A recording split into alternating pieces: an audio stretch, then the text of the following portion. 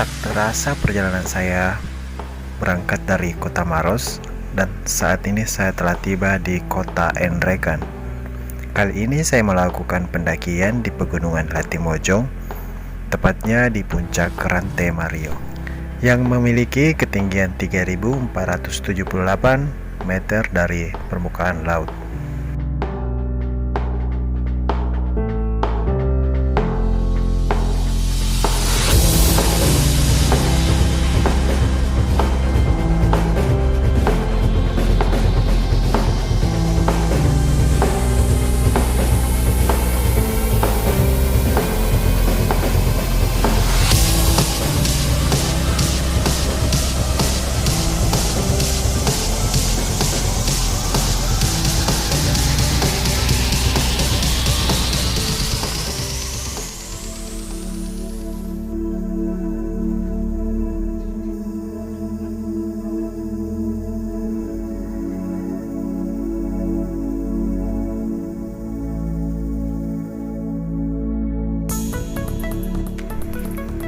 Pada hari ini tanggal 19 April 2019, untuk melakukan pendakian di puncak Rantai Mario, kita melakukan registrasi di posko yang telah disediakan.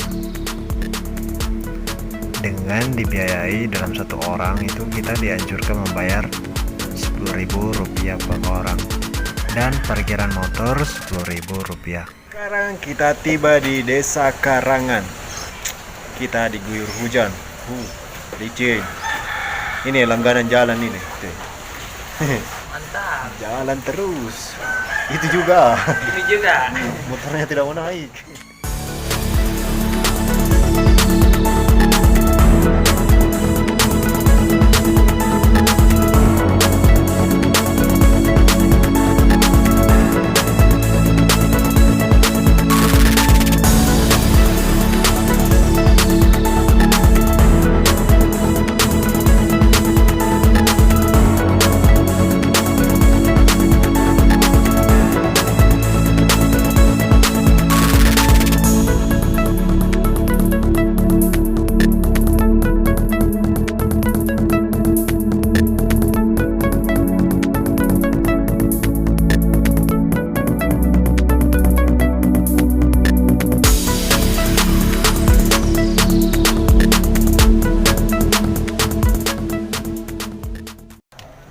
Mario, yes.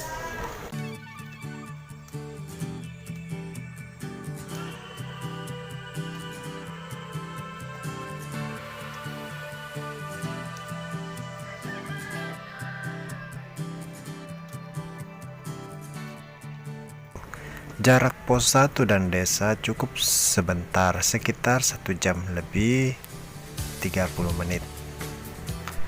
Medannya berupa landai, warga dan perkebunan kopi dan bawang merah.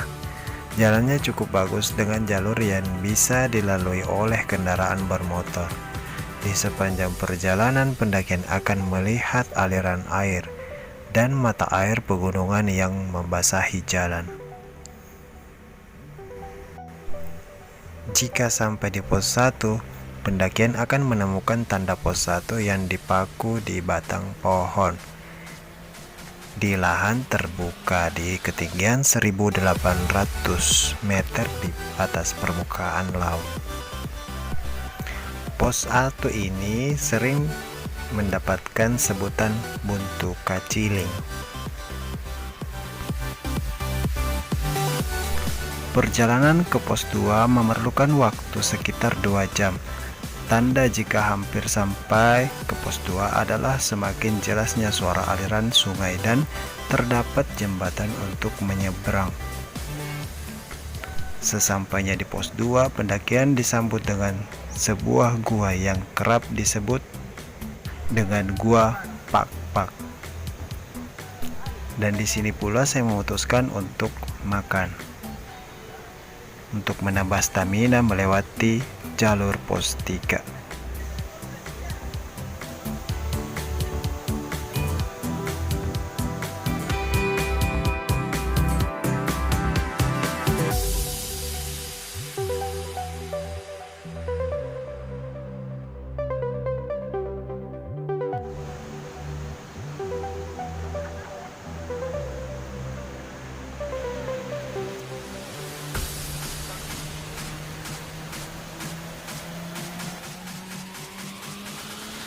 Setelah makan dan minum kopi sejenak, kami pun melanjutkan perjalanan menuju ke pos 3.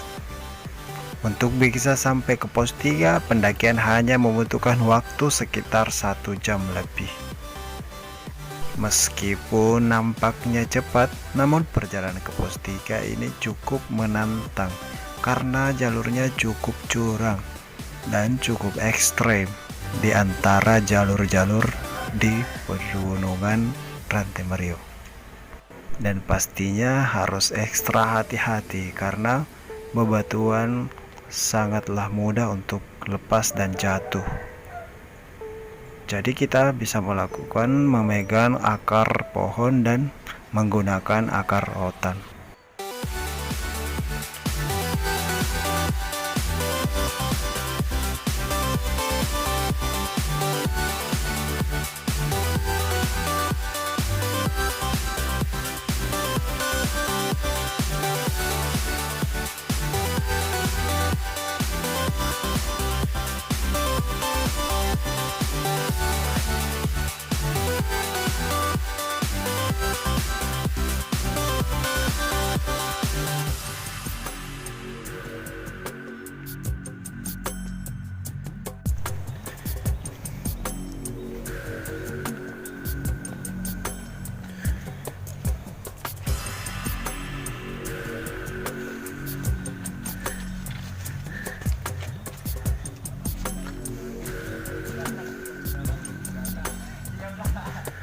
Sekarang kita tiba di pos 3.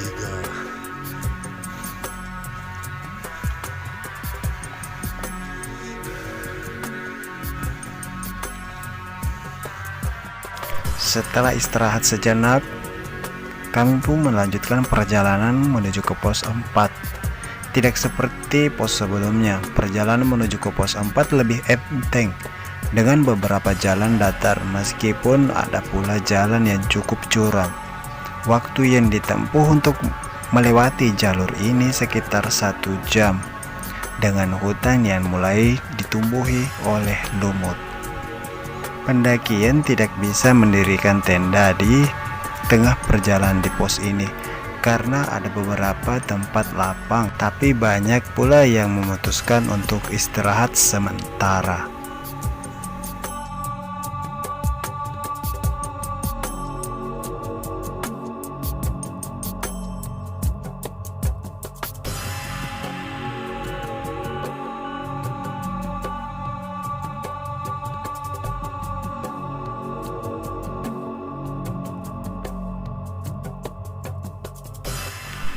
Setelah tiba di pos 4, teman-teman menyempatkan untuk mencari sebuah biji kalpataru untuk dijadikan kenang-kenangan atau khas pendakian Rantai Merio.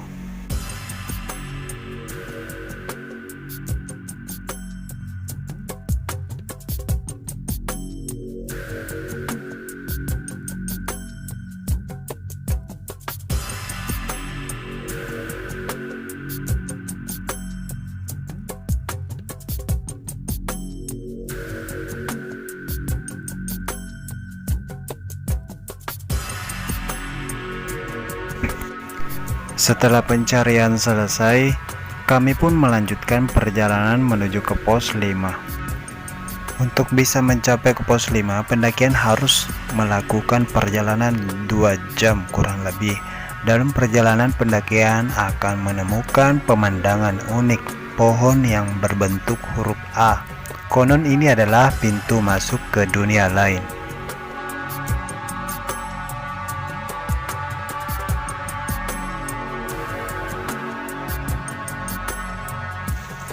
Sekarang kita telah tiba di pos 5. Capek pasti. Tak terasa perjalanan ini kami tiba di pos 5. Pos 5 ini adalah tempat biasa pendakian untuk camping karena memiliki lahan yang luas dan sumber mata air. Untuk mengambil air, pendakian harus berjalan kurang lebih 10 menit dengan jalan yang cukup curam. Pendakian harus berhati-hati agar tidak jatuh ketika mengambil air. Lebih baik pendakian mengambil air saat sedang siang atau pagi. Takutnya tersesat karena jalan yang kurang terlihat saat malam hari. Oh ya, alangkah baiknya untuk mengisi botol 3-4 botol sekaligus agar tidak bolak-balik.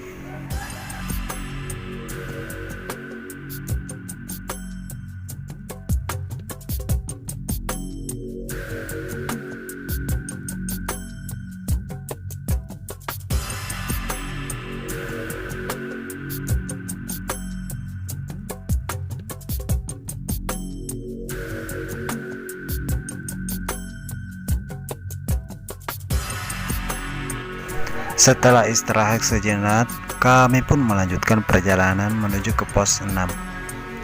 Dengan pendakian akan disambut dengan hutan lumut. Jalurnya cukup menanjak dengan estimasi waktu 1 jam 30 menit.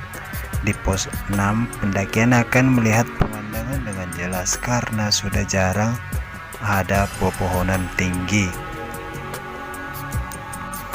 Pos 6 dijuluki dengan nama Buntu Latimojong.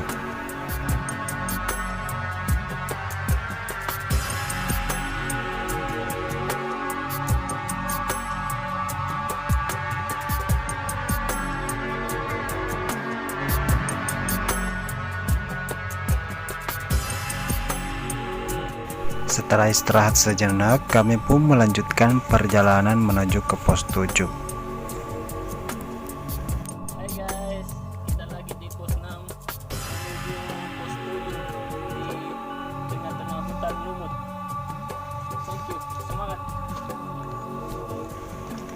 Perjalanan akan dihiasi dengan hutan lumut, bentuknya subur dan gendut, menyerupai sarang lebah dan cantik untuk dijadikan spot foto.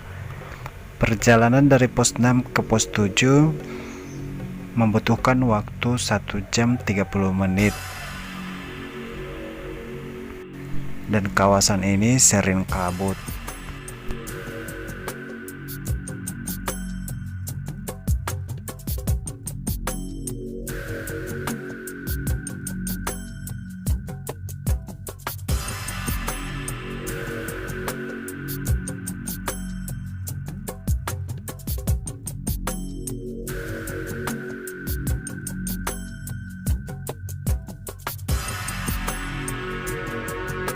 Setelah tiba di pos 7, dengan kawasan ini sumber mata air yang cukup mudah untuk dijangkau. Dengan menampung beberapa tenda di lokasi ini, cukup luas. Setelah istirahat sejenak di pos 7, kami pun mempersiapkan diri untuk melanjutkan perjalanan ke puncak. Dan akhirnya kami pun tiba di puncak Rantai Mario, meskipun disambut dengan badai, kabut, dan hujan lebat. Sedikit informasi, kami membutuhkan waktu perjalanan dari pos 7 kurang lebih 1 jam. Perlu pengawasan dan pengetahuan dan pengalaman untuk bepergian di hutan alam bebas. Salam lestari, saya Rimba.